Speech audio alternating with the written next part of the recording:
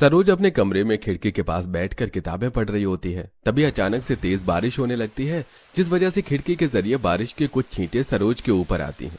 साथ ही तेज बारिश होने की वजह से बारिश की आवाज सुनकर सरोज किताब बंद करके गुस्से में खड़ी होती है और खिड़की बंद करते हुए खुद से कहती है, इस बारिश ने तो मेरा सारा मूड ही खराब कर दिया, इसे भी अभी होनी थी। सरोज खिड़की बंद करके बाहर जाती है, जहां वो देखती है कि उसका पूरा परिवार बालकनी पर बैठकर चाय पकौड़ी खाते हुए बारिश के मजे ले रहे हैं। आ गई मेरी बच्ची, देख बाहर कितनी अच्छी बारिश हो रही है। तू भी हमारे साथ बालकनी पर बैठकर चाय पकौड़े खा ले और बारिश के मजे ले ले। बारिश का मौसम सभी मौसमों से सबसे अच्छा होता है। पता नहीं आप लोगों को कैसे बारिश पसंद है। मुझे तो बारिश और बारिश की आवाज से भी परेशानी होती है। मुझे नहीं खाना आप लोगों के साथ चाय पकौड़े इस बारिश में। ओहो, आज तुम्हें बारिश पसंद नहीं है, बारिश से इरिटेशन होती है। पर देखना आने वाले समय में तुम्हें बारिश कितनी पसंद आएगी। भाभी, मुझे अपनी पूरी जिंदगी में बारिश कभी पसंद नहीं आने वाली। बारिश में देखा कितने सारे कीड़े, उमस और चिपचिपी गर्मी होती है। ऊपर से जगह जगह रोड पर पानी भर जाता है। इस कीचड़ और गीले मौसम में मेरा बाहर कदम रखने का दिल नहीं करता। मुंह बनाकर सरोज फिर से अपने कमरे में चली जाती है। इसी तरह कुछ दिन बीत जाते हैं और एक दिन जब सरोज कॉलेज में होती है तो कॉलेज की छुट्टी होते ही तेज बारिश होने लगती है। अब सभी बच्चे बारिश में भीगते हुए मजे से घर जाते हैं, तो वहीं कॉलेज के बाहर भरा पानी और बच्चों को देखकर बारिश में जाता हुआ सरोज अपनी दोस्त से कहती है, बाहर बारिश का कितना गंदा पानी जमा हो चुका है और उसमें भी कैसे ये सारे लोग भीग रहे हैं और गीले कपड़ों में घर जाने को तैयार हैं। तू कभी बारिश को एंजॉय नहीं करती, इसीलिए तुझे बारिश से इतनी चिढ़ है। पर आज मैं तुझे बारिश में एंजॉय करवाऊंगी, फिर देखना तुझे ये गंदा पानी नहीं बल्कि बारिश की बूंदें नजर आएंगी और बारिश होते ही तू भी मोरनी की तरह इस बारिश में नाचना शुरू कर देगी। सीमा काफी जिद करती है, पर सरोज बारिश में भीगने को तैयार नहीं होती और बारिश रुकने के बाद जब उसका ड्राइवर आता है तो वो अपने ड्राइवर के साथ घर जाती है। इसी तरह कुछ दिन बीत जाते हैं और एक दिन सीमा अपने कुछ दोस्तों के साथ एक रेस्टोरेंट में जाती है, जहां वो बाहर छाते के नीचे टेबल कुर्सी पर बैठकर खाना एंजॉय कर रही होती है। मौसम तो एकदम से बदल गया है, किसी भी वक्त बारिश हो सकती है। अगर बारिश होगी तो मजा आ जाएगा। यार प्लीज मेरे सामने बारिश का नाम मत लिया करो। बारिश का नाम सुनते ही मुझे वही चिपचिपी गर्मी, रोड पर जमा गंदा पानी, कीड़े नजर आते हैं। इसीलिए जब मैं यहाँ से चली जाऊं तभी बारिश शुरू हो। सरोज इतना बोल ही रही होती है कि तभी अचानक से बारिश शुरू हो जाती है। जहां सरोज के सभी दोस्त बारिश में भीगने लगते हैं तो वहीं सरोज रेस्टोरेंट के अंदर जाती है। पर इस बार सीमा भी पूरा मन बना लेती है कि वो सरोज को गीला करके रहेगी और इसीलिए वो जबरदस्ती उसका हाथ पकड़कर उसे बाहर खींच कर लाती है और बारिश में गीला करती है। देखा, बारिश इतनी भी खराब नहीं, मजा आ रहा है ना। इस बारिश में और गंदे पानी में खड़े होकर तुझे मजा आ रहा है, मुझे नहीं। तेरी वजह से मैं पूरी गीली हो गई, अब मैं घर कैसे जाऊंगी। सरोज अपनी दोस्त पर चिल्लाने लगती है और चिल्लाती हुई रेस्टोरेंट के अंदर जाती है। तभी वहां दीपक नाम का एक वेटर आता है और ये सब देख सरोज से कहता है, लगता है आपको गीला होना बिल्कुल भी पसंद नहीं है। आप बड़ी परेशान भी लग रही हैं इस बारिश की वजह से। वैसे मेरी बहन ने मुझे टेलर से सूट लाने के लिए कहा था। मैंने टेलर से तो सूट ले लिया, पर अब शाम को ही घर जाकर दे पाऊंगा। पर मुझे लगता है इस वक्त आपको इस सूट की ज्यादा जरूरत है। आप मेरी बहन की ड्रेस ले लीजिएगा, मैं इसी रेस्टोरेंट में काम करता हूँ। 1-2 दिन में आप वापस कर देना, मैं अपनी बहन को समझा लूंगा, वो कुछ नहीं बोलेगी। थैंक यू मुझे समझने के लिए। आप प्लीज मुझे ये ड्रेस दे दीजिए।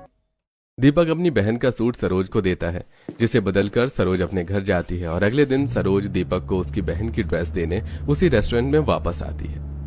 आप इसी रेस्टोरेंट में वेटर का काम करते हैं? आप बहुत अच्छे हैं। आज तक मेरे दोस्त और घर वाले भी मुझे नहीं समझ सके जितना आप मुझे एक दिन में समझ लिए। आपसे मिलकर बहुत अच्छा लगा और इस ड्रेस के लिए थैंक यू। अरे कोई बात नहीं, यह तो मेरा फर्ज था। दीपक की अच्छाई देखकर सरोज दीपक को पसंद करने लगती है। इसी तरह कुछ दिन बीत जाते हैं और वो दोनों अब रोज मिलते हैं और देखते ही देखते एक दूसरे को पसंद करने लगते हैं। दीपक सरोज को अपनी आर्थिक स्थिति के बारे में सब बता देता है, पर सरोज उसके पैसे से कोई मतलब नहीं रखती। ऐसे ही एक दिन जब सरोज कॉलेज से घर आ रही होती है तो बारिश और रोड पर भरे पानी की वजह से उसकी कार गड्ढे में फंस जाती है। क्या हुआ, तुमने गाड़ी क्यों रोक दी? अरे मैडम, बाहर बहुत तेज बारिश हो रही है, रोड पर पानी भरा हुआ है, गड्ढों का कोई पता ही नहीं चल रहा है। लगता है गाड़ी गड्ढे में फंस गई है। आप गाड़ी में बैठी रहिए, मैं किसी से कहकर धक्का लगवाता हूँ। इसीलिए मुझे बारिश नहीं पसंद। ड्राइवर गाड़ी से निकलकर बारिश में कुछ लोगों से मदद लेता है और गाड़ी को धक्का लगवाता है। कुछ ही देर में सरोज अपने घर जाती है और इसी तरह देखते देखते 10 महीने बीत जाते हैं और एक दिन सरोज के घर उसके रिश्ते की बात चलती है। सब लिविंग हॉल में फोटो देखकर बात कर रहे थे। ये देख सरोज अपने घर वालों को दीपक के बारे में बताती है। पापा, ये क्या कह रही है? इसको उस गरीब से शादी करनी है। अरे तो उसके साथ कभी खुश नहीं रह पाएगी। माँ पापा, भैया को समझाओ ना। दीपक भले ही गरीब है पर वो बहुत अच्छा है। वो मेरा बहुत ख्याल रखता है। आपको पता है वो बहुत अच्छे से समझता है मुझे कि मुझे बारिश से कितनी नफरत है। मुझे बारिश में बाहर नहीं निकलने देता। अगर कहीं पानी भरा होता है तो मुझे गोद में उठा लेता है। जो इंसान मेरी इतनी फिक्र करता है, क्या मैं उसके साथ खुश नहीं रह सकती? वैसे भी पैसा तो हाथ का मैल है। भगवान ने चाहा तो दीपक भी कड़ी मेहनत करके एक दिन हमारी तरह अमीर हो जाएगा। अभी बस ये बात यहीं खत्म करते हैं। अगर सरोज ने मन बना लिया है तो उसकी शादी उसी लड़के से कर देंगे। पर बेटी, तुझे कभी भी लगे कि तू उस घर में खुश नहीं, वो गरीब तेरे लायक नहीं है, तो तू हमें बताना। माँ जी माफ करना, पर नंद जी की बात मानकर आप लोग गलती कर रहे हैं। देखना नंद जी को शादी के बाद अपने फैसले पर पछतावा होगा। सरोज किसी की नहीं सुनती और कुछ ही दिन में सरोज के घर वाले रिश्ता लेकर दीपक के घर जाते हैं। क्योंकि लड़की वाले खुद रिश्ता लेकर आए थे, इसलिए दीपक के घर वाले भी इस रिश्ते के लिए मना नहीं कर पाते। देखते ही देखते कुछ दिनों में सरोज और दीपक की शादी हो जाती है और जब सरोज शादी करके ससुराल आती है तो बाहर का मौसम काफी खराब होता है। माँ जी, बाहर बहुत तेज आंधी तूफान चल रही है। मौसम बिगड़ रहा है। बारिश हो उससे पहले देवरानी जी का गृह प्रवेश कर दीजिए। दादी, पूजा की थाल मुझे दे दो। मुझे भी चाचा और चाची को टीका लगाना है। पहले चाचा चाची को घर में तो आने दो। क्योंकि बाहर तेज आंधी तूफान हवा चल रही थी, इसलिए पार्वती जल्दी से अपनी बहू का गृह प्रवेश करवाती है और काजल अपनी भाभी को उसके कमरे में ले जाती है। मैं जानती हूँ आपको अपने ससुराल का कमरा पसंद नहीं आया होगा। आप तो इतने बड़े घर की बेटी हैं। आपका कमरा तो हमारे घर से भी बड़ा होगा ना? ऐसा कुछ नहीं है। घर छोटा हो या बड़ा, बस आपस में प्यार होना चाहिए। और मुझे तो अपना ये छोटा सा कमरा भी बहुत पसंद आ रहा है। सरोज, तुम आराम कर लो, बाहर बारिश हो रही है और कल तुम्हारी पहली रसोई भी है। पूजा और काजल वहां से चले जाते हैं, जिसके बाद सरोज भी सिंपल साड़ी में आ जाती है। अब जहां पूजा अपने कमरे में अपनी बेटी नंद के साथ सोती है तो वहीं हॉल में आशा, सूरज सोते हैं। देखते ही देखते रात ज्यादा हो जाती है और बारिश भी तेज हो जाती है, जिस वजह से आधी रात को सरोज के कमरे की छत टपकने लगती है। पर फिर भी दीपक आराम से सो रहा होता है, पर छत टपकने और बारिश की आवाज से सरोज की आंख खुल जाती है और वो बैठ जाती है। मुझे तो समझ नहीं आता, ये हर साल 3-4 महीने के लिए बारिश का मौसम क्यों आता है? दीपक, दीपक उठो, मुझे नींद नहीं आ रही है। देखो हमारे कमरे की छत टपक रही है और बारिश की भी आवाज कितनी तेज आ रही है। माफ करना सरोज, हमारा घर बहुत पुराना और कच्चा है, इसलिए छत टपक रही है। पर तुम फिक्र मत करो, मैं अभी सारी खिड़की दरवाजे बंद कर देता हूँ, फिर तुम्हें बारिश की आवाज नहीं आएगी। और जहाँ से छत टपक रही है वहां पर मैं कुछ बर्तन लगा देता हूँ, फिर तुम आराम से सो जाना। इतना बोलकर दीपक बाहर से कुछ बाल्टी और पतीले ले आता है और जहां से छत टपक रही होती है उन जगहों पर उन्हें लगा देता है। साथ ही खिड़की दरवाजे भी बंद कर देता है, जिससे बारिश की आवाज तो नहीं आती, पर बारिश जब टपकती छत से बर्तनों में गिरती है तो उसकी आवाज तेज आती है। अब दीपक तो आराम से सो जाता है, पर सरोज को अब भी नींद नहीं आती। दीपक कितने आराम से सो रहा है इस बारिश में टूटी छत के नीचे। भला टूटी छत के नीचे इतनी चैन से कौन सो सकता है? बाहर जाकर देखती हूँ, कहीं बाकी लोगों का भी तो मेरी तरह हाल नहीं है। सरोज जब बाहर जाती है और वो देखती है कि बाहर आशा और सुरेश भी दीपक की तरह चैन से बारिश में टूटी छत के नीचे सो रहे हैं और घर में हर जगह बाल्टी टब लगा हुआ है। यहाँ भी वही हाल है जो मेरे कमरे का है। ये लोग टूटी छत के नीचे भी कैसे चैन की नींद सो रहे हैं और मेरी आंखों में नींद ही नहीं है। कहीं मैंने इस गरीब घर में शादी करके गलती तो नहीं कर दी? कहीं भैया सही तो नहीं बोल रहे थे? अब मैं क्या करूं? सरोज सोचते सोचते वहीं दीवार के सहारे बैठ जाती है और कब उसकी आंख लग जाती है उसे पता भी नहीं चलता। सुबह जब पार्वती, सुरेश और पूरा परिवार उठता है तो वो सब देखते हैं कि सरोज नीचे जमीन पर सो रही है। बहू, उठो तुम। बाहर ऐसे नीचे जमीन पर क्यों सो रही हो? तुम्हारी तबीयत तो ठीक है? वो रात को बारिश हो रही थी और घर की छत टपक रही थी, इसलिए मुझे नींद नहीं आई और मैं यहीं बैठ गई। बारिश जब बंद हुई और बैठे बैठे कब सो गई मुझे कुछ पता ही नहीं चला। पार्वती, बहू की नींद पूरी नहीं हुई है। बहू, तुम थोड़ा और सो जाओ, तुम्हारी पहली रसोई हम कल करवा लेंगे। नहीं नहीं पापा जी, मैं ठीक हूँ, मैं आज ही अपनी पहली रसोई करूंगी। अब सरोज तैयार होकर बाहर आती है और अपनी नंद जेठानी के साथ अपनी पहली रसोई की तैयारी करती है। बस बस सरोज, हलवे में इतनी चीनी काफी है। काजल, तुमने सब्जियां काट ली? हाँ भाभी, मैंने सब्जियां काट दी हैं। अब मैं घर की सफाई करनी चाह रही हूँ। मुझे भी स्कूल जाना है माँ। कभी तो माँ का पीछा छोड़ दिया कर, अब तेरा भाई या बहन आने वाला है। चल मैं तुझे आज स्कूल छोड़ कर आती हूँ। ससुराल वालों का प्यार देखकर सरोज को बहुत अच्छा लगता है। कुछ देर में उससे मिलने उसके भैया भाभी आते हैं, जिन्हें वो बिठाती है और चाय देती है। कैसी है मेरी प्यारी बहन अपने ससुराल में? हाँ? आज तो तेरी पहली रसोई है ना, इसलिए सोचा कि तेरी भाभी के साथ तुझसे मिलने तेरे गरीब ससुराल आ जाऊं और देख लूं तुझे कि तूने बारिश में कैसे घर में रात गुजारी। सरोज, तुम इस घर में कैसे रह रही हो? रात में कितनी बारिश हुई थी। तुम्हें तो बारिश से इरिटेशन होती है ना? तुम्हारे घर की छत भी कहीं कहीं से टूटी है, दीवार में भी दरार है। रात में क्या तुम्हें इरिटेशन नहीं हुई? नहीं भाभी, क्योंकि यहाँ मेरा ख्याल रखने के लिए मेरा पूरा परिवार है। अब आप लोग आए हैं तो खाना खाकर जाइएगा। सरोज सारी रात नहीं सो पाती और इस बारे में अपने भैया भाभी को कुछ नहीं बताती। वो खाना बनाकर चटाई बिछाती है और खाना लगाती है। फिर सब बैठकर हलवा पूरी आलू की सब्जी खाते हैं और सब उसकी काफी तारीफ करते हैं और शगुन भी देते हैं। ये देख भैया भाभी खाना खाकर चले जाते हैं। इसी तरह कुछ दिन बीत जाते हैं और एक बार फिर रात को तेज बारिश होती है, जिसमें पूरा परिवार अपनी टूटी छत के नीचे भी बाल्टी बर्तन लगाकर आराम से सो रहा होता है।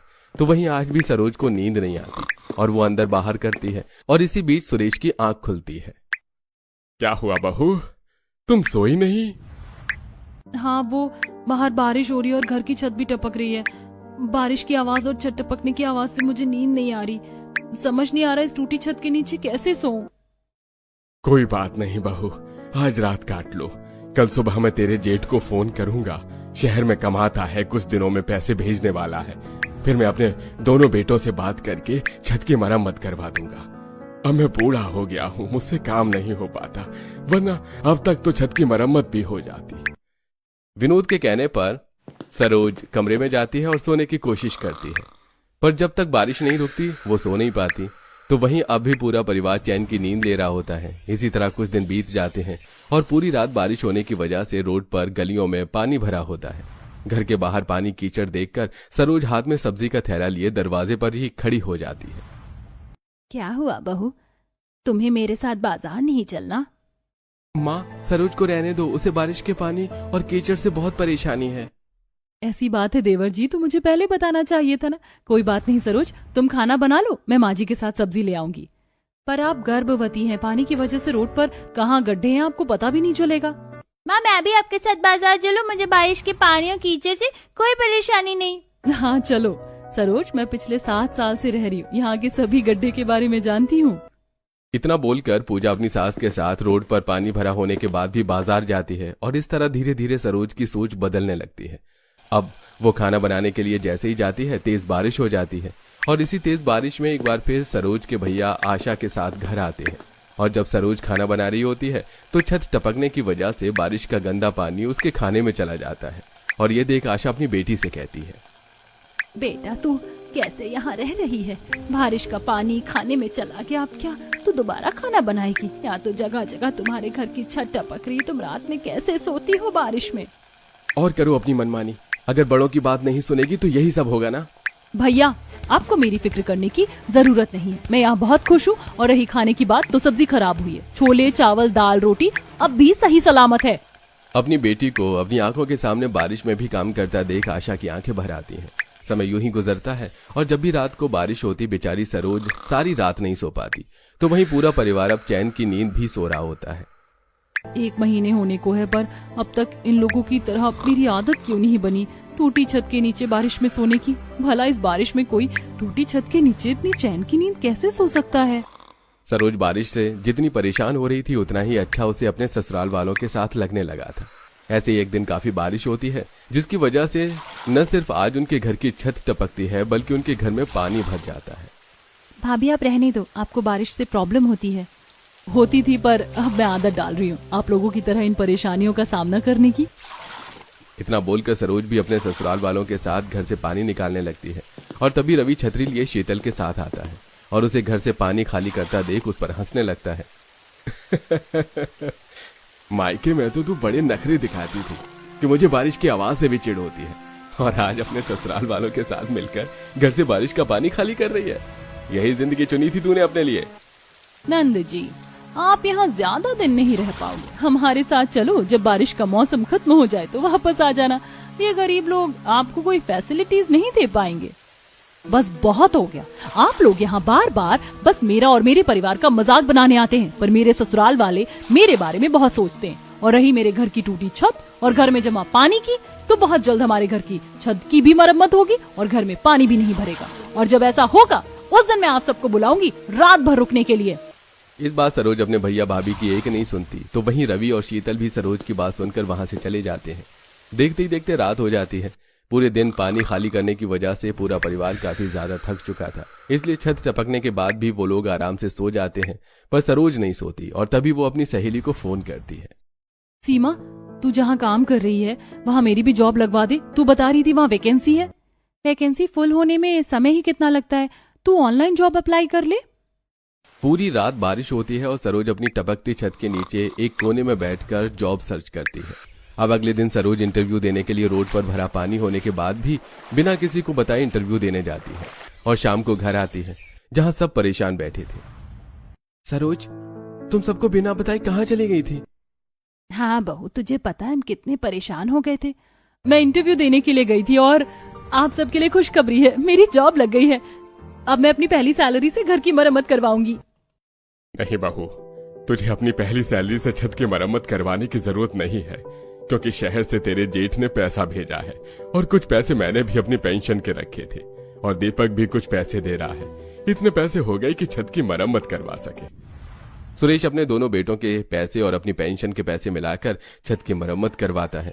इसी तरह कुछ दिन बीत जाते हैं और सरोज अपनी पहली सैलरी से घर में प्लास्टर पेंट करवाकर अपने मायके वालों को तेज बारिश में घर बुलाती है और सब चटाई पर बैठकर खाना खा रहे होते हैं।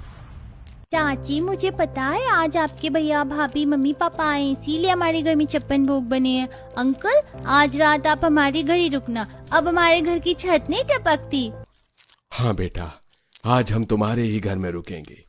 सरोज, मुझे बहुत अच्छा लग रहा है अपनी इस बेटी को देखकर। मैंने तुझे बड़े ही नाजों से पाला, पर तूने साबित कर दिया जब इंसान पर मुसीबत पड़ती है तो उसका भी सामना कर लेता है। भैया, अब तो नहीं लगता ना आपको कि मैं यहाँ खुश नहीं? सरोज की बात सुनकर रवि हंस देता है। फिर सब खाना खाते हैं, जिसके बाद काजल और पूजा उनके सोने का इंतजाम करती है। ये सब देख रवि और शीतल की भी सोच बदल जाती है और वो लोग पूरी रात तेज बारिश में सरोज के ससुराल रुकते हैं, पर उन्हें बाहर हो रही बारिश का एहसास तक नहीं होता। और सुबह रवि अपनी बहन से कहता है, आखिर तूने मुझे गलत साबित करके दिखाई दिया। ये सब तूने और तेरे ससुराल वालों ने अपने दम पर किया है। मेरी तरह तुझे कुछ भी किया कराया नहीं मिला। जो रवि हमेशा अपनी बहन का मजाक बनाकर जाता था, आज वो अपनी बहन से खुश होकर घर आता है। और इसी तरह बहुत जल्द दीपक का भी प्रमोशन हो जाता है और उनके घर की आर्थिक स्थिति भी पहले से बेहतर हो जाती है।